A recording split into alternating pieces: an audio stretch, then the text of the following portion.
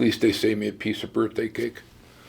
But so after we left there, we took a little detour and had to ride through Rhode Island because I realized that was one state I hadn't ridden through. I'd been through it in a car, but not on a bike.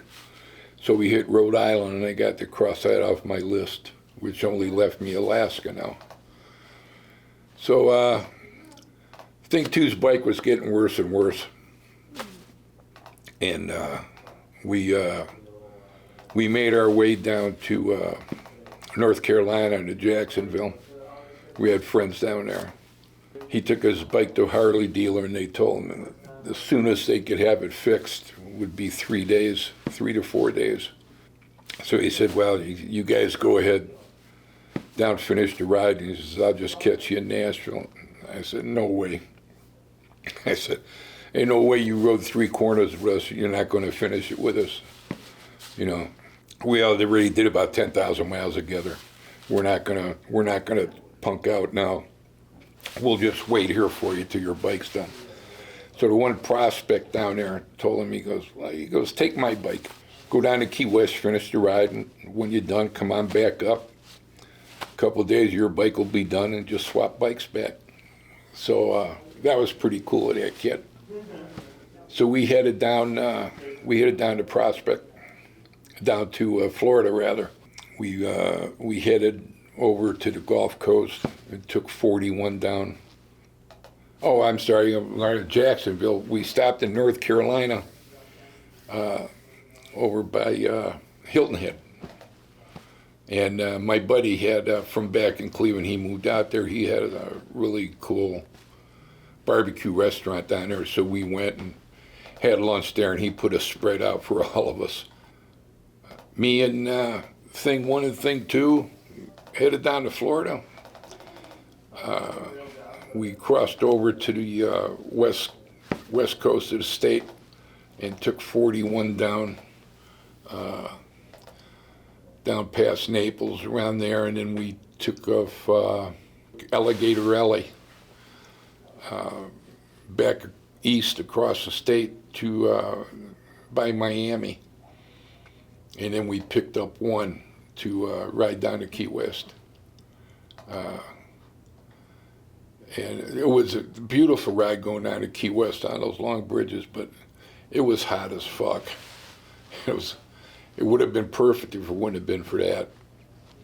But we made it down there to Key West. We weren't going to stay there overnight because the cheapest hotel room you could get down there was $400 a night, which was ridiculous. So we got a room up up near Miami for the night. So we made a day run down to Key West, and we're going to head back to the hotel. So we got down there, and if you're not familiar with it, right there at the last mile marker of Highway 1, it's painted on a big ocean buoy they have sitting on this little plaza at the tip of the landfall. It's the southeasternmost part of the United States.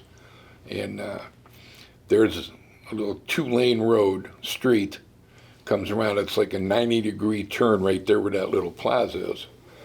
And they have a little, like, 1.5 foot high wall going around the curb. And there was about 2 blocks worth of tourists waiting in line there to have their pictures taken in front of that buoy. We were hot and tired. We weren't going to wait in line, but we didn't want to cut in line, so we just parked the bikes right there at the curb, in the middle of the curb.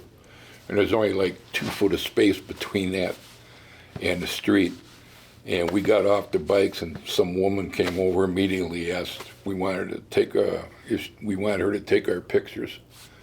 So of course we said, yeah, and while she's doing that, I see 2 Key West cops hot fronting it across the street, and the one guy, this big guy, he was pissed off, man. He already had his ticket book in his hand. He comes over there ranting, he goes, you guys can't park, or you gotta move your bikes, this and that.